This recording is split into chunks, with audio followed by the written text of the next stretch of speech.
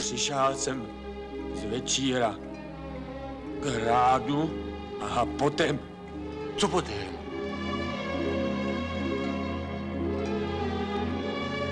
Bylo by pro vás výhodnější, kdyby vaše ztráta paměti pominula.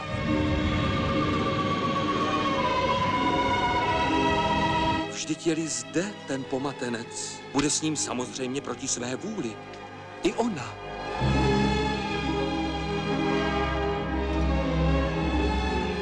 Zatracená práce. Kde je ona? Stůjte! Profesore! Moment! Experimentuji s živočišnou elektřinou.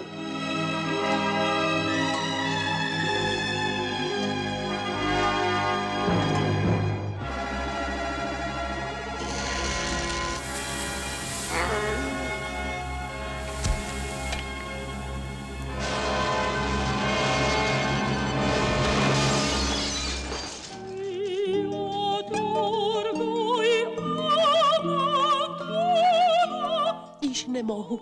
Je to nad mé síly. Vždyť jsem jen slabá primadona.